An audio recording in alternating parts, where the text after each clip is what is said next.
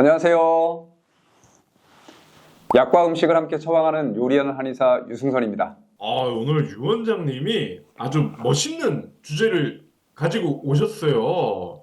사람들마다 술을 먹고 난 다음에 그 고통, 숙취에 따르는 데미지가 여러 양상으로 나타나는데 체질별로 구분이 가능하고 그에 따른 바람직한 접근법도 다르다면서요. 네, 맞습니다. 사실 우리가 일상생활 하다 보면 술 많이 먹잖아요. 그런데 문제는 다음 날이 너무 괴롭다는 거죠. 그래서 술을 잘 깨는 방법이 되게 중요하고 체질에 맞춰서 또 그 방법을 잘 알면 건강을 챙길 수 있습니다. 예, 그렇군요. 우리 이 PD님은 어떤 술 주로 많이 드세요?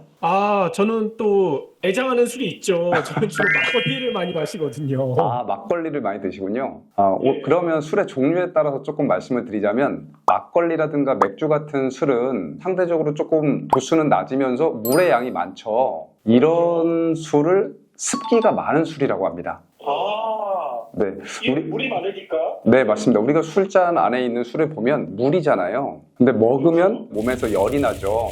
그래서 술은 물기도 있고 화기도 있는 음식인데요. 그 중에서도 막걸리나 맥주같이 물의 양이 많은 것들은 우리 몸에서 들어와서 나간 이후에 그 습기를 우리 몸에 남깁니다. 한의학적으로 약간 습해진다라고 하거든요. 그래서 이 몸에 남은 습을 잘 제거해 주는 게 중요한데요. 그럴 때 추천해 드리는 식재료는 콩나물입니다. 콩나물국 같은 거 얘기하시는 거죠? 네, 그 콩나물이 예전에는 한약재로도 쓰였어요. 콩나물을 말려갖고 한약재로도 쓰였는데 우황청심환에 들어가는 재료로 쓰입니다.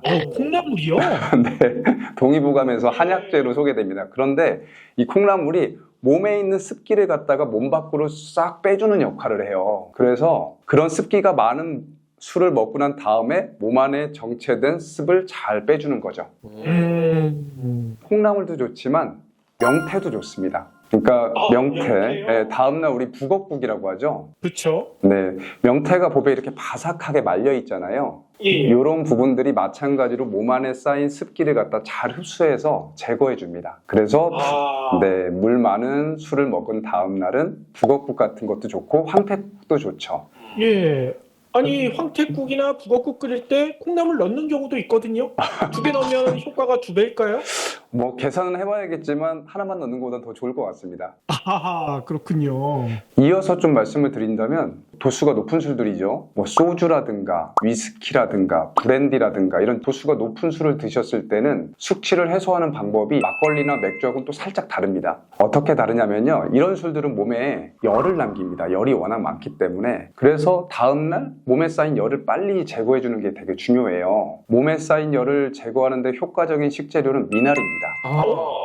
미나리요? 네네네. 이렇게 말씀드리면 술자리에서 소주하고 미나리 뭐 이렇게 먹으면 맛있는 거 아니야라고 하는데 그게 아니라 다음날 미나리를 먹는 거거든요. 근데 생 미나리를 먹기에는 조금 부담스러우니까요. 우리 저기 대구탕 같은 거 있죠? 예. 네, 이런 생선, 흰살 생선인 대구에다가 미나리 같은 걸 넣어갖고 만드는 볶국이라든가 대구탕 같은 거 이런 것들 드시면은 몸에 있는 열기가 잘 빠져갖고 숙취가 빨리 해소되죠. 대구탕 자체도 효과가 있는 건가요? 아니면 대구탕에 미나리가 많이 들어가서 대구탕에 효과가 있는 건가요? 대구는 그 흰살 생선이고 흰살 생선은 대부분 위장 기능을 갖다 편안하게 해주는 효능이 있어요. 그래서 대구탕만으로도 음주한 다음날 불편한 속을 달래주는 효능이 있는데요.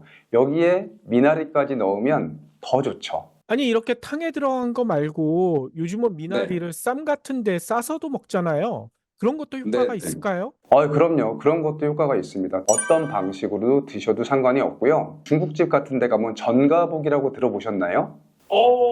예. 그게 좀 비싼 음식인데. 네, 그렇죠.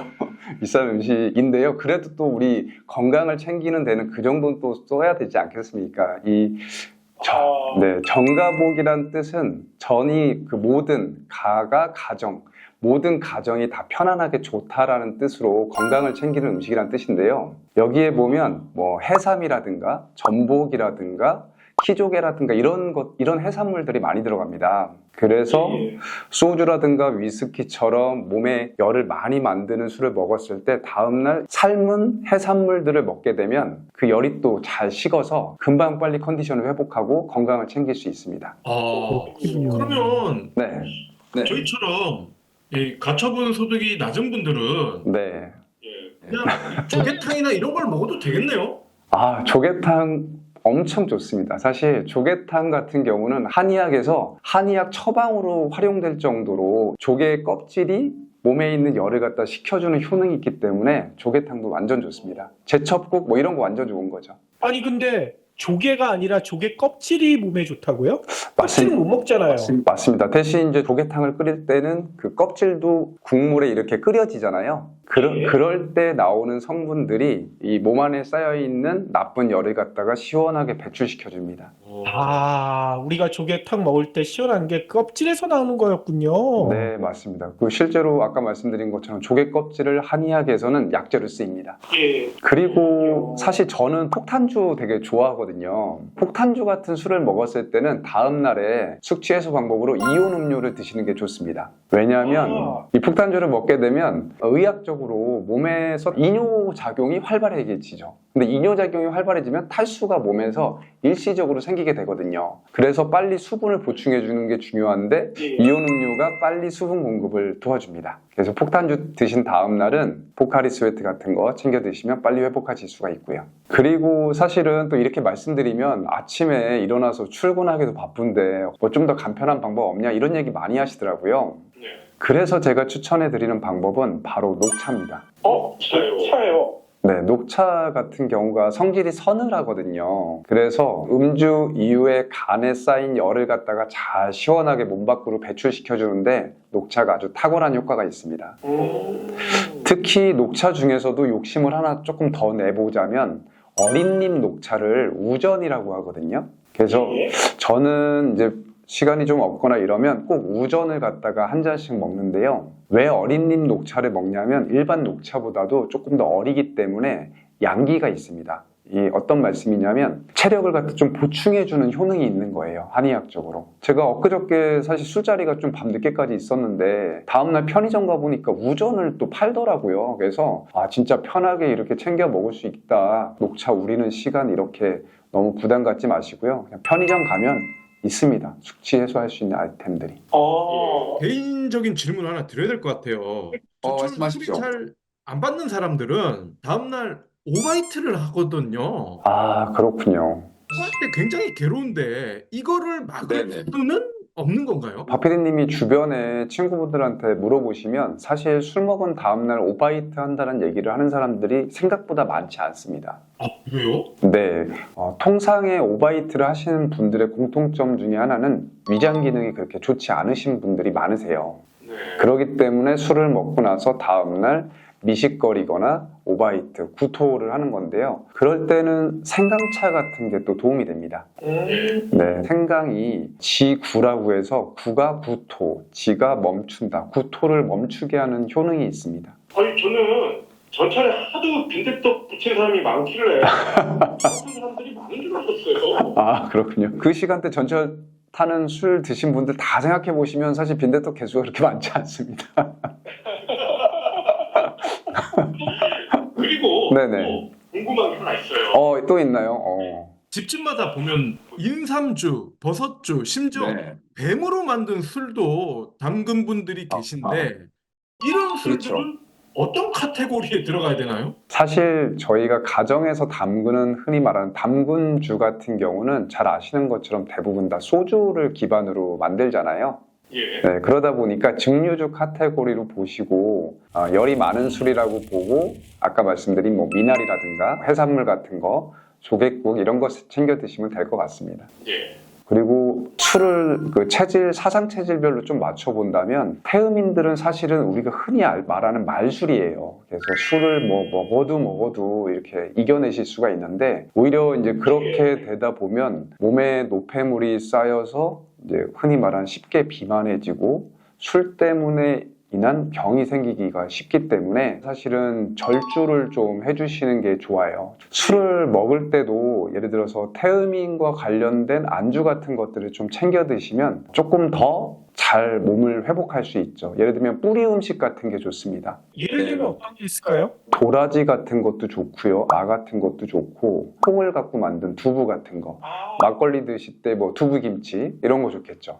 그리고 소양인 체질처럼 몸에 열이 많은 사람들은 상대적으로 열을 좀 내려줄 수 있는 안주 같은 게 좋습니다. 회 같은 거 있죠. 그리고 술 중에서도 좀 시원한 성질의 보리 같은 걸로 만든 맥주 같은 게 체질에 맞는 술이거든요.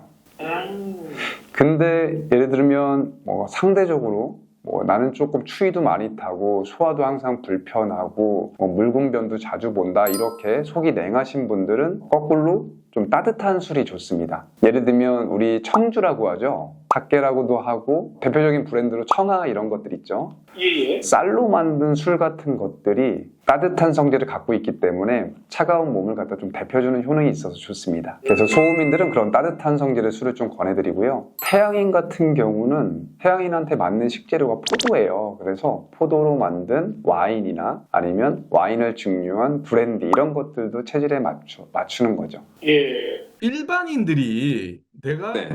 태양인지 소양인지 해음인지 소음인지 이걸 쉽게 알 수 있는 방법이 있나요? 가장 쉬운 방법은 사실은 근처에 있는 한의원에 한번 가셔서 진료를 받아보시면 우리 한의사 선생님들이 그 부분에 대해서 잘 가이드를 아마 도와드릴 겁니다. 그 체질을 판단하는 방법 중에 목소리, 그 다음에 진맥, 그 다음에 체형 이런 것들을 참고하기 때문에 집에서 사실 어떻게 간단한 테스트라든가 뭐 체형만 갖고 판단하기에는 조금 무리가 되는 부분이 있고요. 특히 사상의학 같은 경우는 이재마 선생님이 조선시대 때 만들고 확립을 했지만 중국이나 일본하고 비교해 봤을 때 한국 한의학만이 가진 어떤 특별한 차별점이기 때문에 상당히 흥미롭고 또 효과적입니다. 그리고 많은 분들이 아시는 것과 다르게 술은 한의학에서는 가장 좋은 약으로도 평가받습니다. 백약지장이라고 해서 모든 약 중에서 가장 좋다라고 하는데요. 이유는 이 혈액순환 같은 걸 도와주고 우리가 술자리에 보통은 즐겁다 보니까 이제 쌓인 스트레스도 풀어주고 이런 효과들이 있거든요.